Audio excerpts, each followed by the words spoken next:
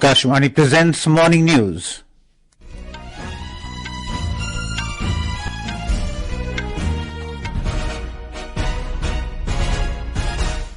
Good morning, I'm Naresh Margo. The headlines. Prime Minister Narendra Modi to inaugurate ITU World Telecommunication Standardization Assembly and India Mobile Congress in New Delhi this morning. Jammu and Kashmir Lieutenant Governor Manoj Sinha invites National Conference leader Omar Abdullah to form a new government. Swearing-in ceremony to be held at 11:30 a.m. tomorrow in Srinagar. India expelled 6 Canadian diplomats, including Acting High Commissioner, after withdrawing its envoy to Canada. External Affairs Minister S Jaishankar to embark on a 2-day visit to Pakistan today to attend SCO Summit in Islamabad. Delhi records poor air quality. Government imposes GRAP Stage 1 in the entire National Capital Region. And in cricket, India eliminated from Women's T20 World Cup after New Zealand beat Pakistan to enter semi-finals. Prime Minister Narendra Modi will inaugurate the International Telecommunication Union ITU World Telecommunication Standardization Assembly WTSA 2024 at Bharat Mandapam in New Delhi this morning. The Prime Minister will also inaugurate the 8th edition of India Mobile Congress 2024 during the program. WTSA is the governing conference for the standardization work of International Telecommunication Union, the United Nations Agency for Digital Technologies, organized every 4 years. It is for the first time that the ITU WTSA is being hosted in India and the Asia Pacific. A report from our correspondent. World Telecommunication Standardization Assembly WTSA is a pivotal global event that will bring together more than 3,000 industry leaders, policymakers and tech experts from over 190 countries representing telecom, digital and ICT sectors. It will provide a platform for countries to discuss and decide the future of standards of next generation critical technologies like 6G, artificial intelligence, Internet of Things, big data, cybersecurity and others. Hosting this event in India will provide the country an opportunity to play a key role in shaping the global telecom agenda and to set the course of future technologies. Indian startups and research institutions are set to gain critical insights into developing intellectual property rights and standard essential patents. India Mobile Congress will showcase India's innovation ecosystem, where leading telecom companies and innovators will highlight advancements in quantum technology and circular economy, along with spotlight on 6G, cloud and edge computing, semiconductors, cybersecurity, green tech, satcom and electronics manufacturing. It will showcase over 400 exhibitors, about 900 startups and participation from over 120 countries. Anupam Mishra, Akashvani News, Delhi. Jammu and Kashmir Lieutenant Governor Manoj Sinha has invited National Conference leader Omar Abdullah to form a new government in the Union Territory. The move comes a day after the centre revoked President's rule in J&K. The Lieutenant Governor invited the National Conference Vice President to take oath as Chief Minister after Mr. Sinha received a letter from National Conference saying that Mr. Abdullah has been unanimously elected as leader of the Legislature Party. The LG's emissary handed over the letter to Mr. Abdullah yesterday and informed him about the date and time of the swearing-in ceremony. The swearing-in ceremony will be held at the SKICC in Srinagar tomorrow at 11:30 a.m. President Draupadi Murmu has called for deeper economic cooperation between India and Algeria. Addressing the Algeria-India Economic Forum in Algiers, the capital city of Algeria, the President emphasized the need to further strengthen the bilateral partnership and impart a new momentum towards a new era of cooperation. President Murmu is in Algiers as part of a 3-nation visit to Algeria, Mauritania and Malawi. Our correspondent covering the President's visit has filed this report.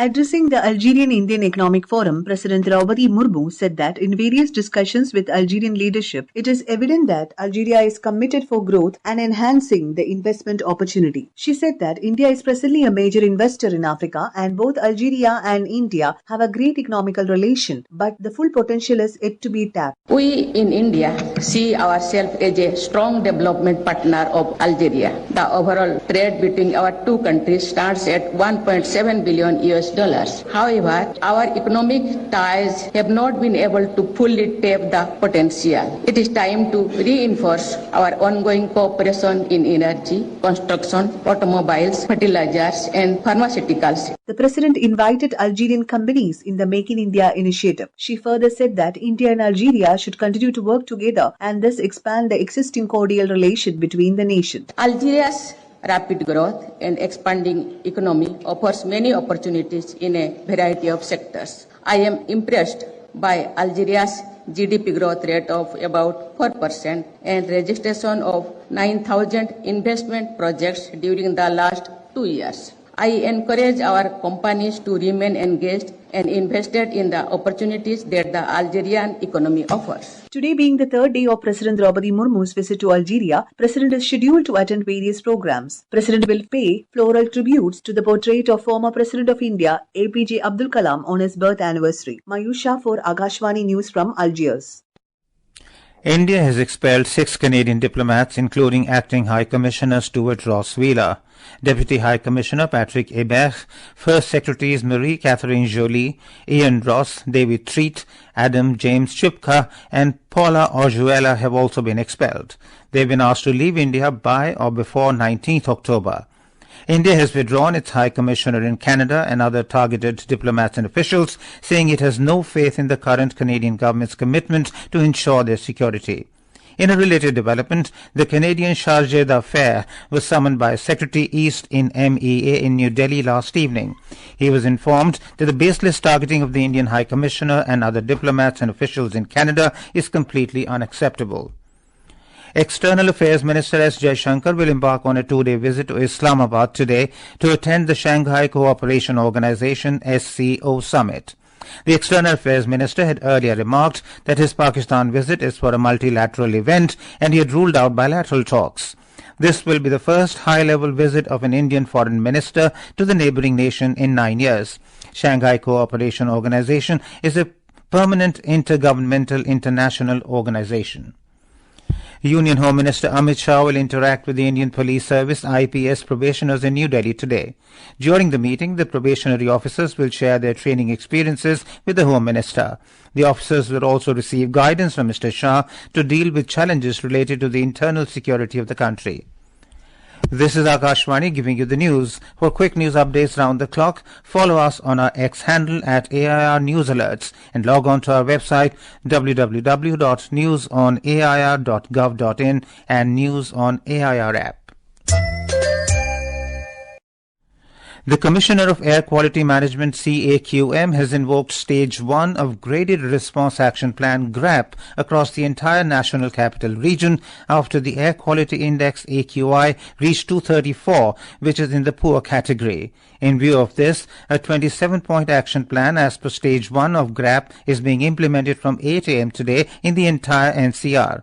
The decision to this effect was taken by CAQM subcommittee, which met yesterday to take stock of the current air quality of Delhi NCR. The action plan contains steps to be implemented by various agencies, including Pollution Control Boards of NCR states and Delhi Pollution and Control Committee. The steps include ensuring proper implementation of directions on dust mitigation measures in construction and demolition C&D activities and regular lifting of municipal solid waste. With the onset of the northeast monsoon, Tamil Nadu is all set to get the first spell of rains this season. According to the Regional Met Department, the low-pressure area prevailing over the southeast Bay of Bengal is likely to become a well-marked low-pressure area and move west-northwestwards towards North Tamil Nadu, Puducherry and adjoining South Andhra Pradesh coasts during the next 2 days. Due to the ongoing activity in the Bay of Bengal, widespread heavy rains will continue in many places over the coastal area and certain parts of some inner districts. More from our correspondent. Heavy rainfall warning has been given to coastal districts from Chennai to Viluppuram till the 18th of this month. The state government has been fully geared up to meet any eventuality arising out of the present situation. As rains measuring more than 21 centimeters are likely tomorrow and the day after, 8 teams of NDRF personnel, SDRF and other related departments are kept ready. People living in low-lying areas have been asked to move out to safer places. Normal life has been thrown out of gear as people have been asked to stay indoors. Educational institutions have been given a holiday today and IT employees have been advised to work from home home till 18th. A 24/7 control room is in place and the public have been asked to dial 1913 in case of emergency. Joy, Akashwani reporting from Chennai. The audio-visual co-production agreement between India and Colombia will be signed today in New Delhi. Minister of State for Information and Broadcasting Dr. L. Murugan will be the signatory representative of India, and Vice Minister of Foreign Affairs of Colombia, Jorge Enrique Rojas Rodriguez, will be the signatory representing his country. NASA has launched Europa Clipper, the largest spacecraft it has ever built for a planetary mission. The aim of this spacecraft is to examine whether Jupiter's moon Europa has conditions suitable to support life, with a focus on the large subsurface ocean believed to be lurking beneath its thick outer shell of ice. The robotic solar-powered probe is due to enter orbit around Jupiter in 2030 after journeying about 2.9 billion kilometers in 5 years and 6 months. And moving on to sports news, in cricket, India have been eliminated from Women's T20 World Cup after New Zealand beat Pakistan to enter the semi-finals. More from our correspondent. India is knocked out from the tournament after New Zealand defeated Pakistan by 54 runs at Dubai International Cricket Stadium last night. With this win, the Kiwis became the second team to qualify for the semi-final from Group A after Australia. Electing to bat first, New Zealand scored 110 runs for 6 in stipulated 20 overs. In reply, Pakistan was all out for just 56 runs in 11.4 overs. India's campaign in ICC World Cup was full of ups and downs. Women in blue registered 2 wins against Sri Lanka and Pakistan but lost 2 crucial matches against Australia and New Zealand to finish third in Group A. Today, England will lock horns with the West Indies in their final group stage fixture at the Dubai International Cricket Stadium in Dubai. The match will begin at 7:30 p.m. IST. From Group B, England, West Indies and South Africa are in semi-final contention, and this game will decide the remaining semi-finalists. With Omvesh Upadhyay, this is Chirag Jha, Akashwani News, Delhi. In Denmark Open 2024 badminton tournament, two-time Olympic medalist P.V. Sindhu is slated to take on Chinese Taipei's Pai Yu Po in the opening round of the women's singles competition at Arena Finn in Odense this evening. World number 19 Lakshya Sen will play against the 17th ranked Lu Guangzhou of China in the afternoon. Moreover, no Indian pair will feature in the men's doubles competition. In women's doubles, Panda sisters Rutuparna Panda and Shwetaparna Panda will go up against the Chinese Taipei duo of Chang Ching-hui and Yang Ching-tun this afternoon. In mixed doubles, Satish Kumar Karunakaran and Adya Variat will clash with the Indonesian pair of Rehan Nofal Kusharjanto and Lisa Ayu Kusumawati this evening. And now for a look at today's newspapers, it's over to Saira Mushtaba. Thank you, Naresh. The news about the escalating dispute between India and Canada has been covered prominently on the front pages of dailies this morning. India withdraws its envoy, expels 6 Canada diplomats, writes Hindustan Times, while a headline in the Hindu says, India-Canada expel diplomats as Nijjar case row intensifies. Supreme Court threatens demolition if afforestation norms not followed for projects, is a front page headline in the Times of India. Under the headline, Manic Monday for Air India, the Pioneer reports that there were 5 hoax bomb threats to 3 international flights, a mail train and a university. The Statesman quotes External Affairs Minister S Jaishankar as saying that the government is committed to creating safer, legal channels for immigration. Economics Nobel awarded to 3 for research on wealth and inequality, writes the Asian Age. And finally, under the headline, after 3 years of bumper sales, car companies lower forecast. The Times of India reports that after blockbuster post-COVID years, the car industry now stares at a squeeze. And with that, it's back to you, Naresh. Thank you, Saira. And now, before we end the bulletin, the headlines once again.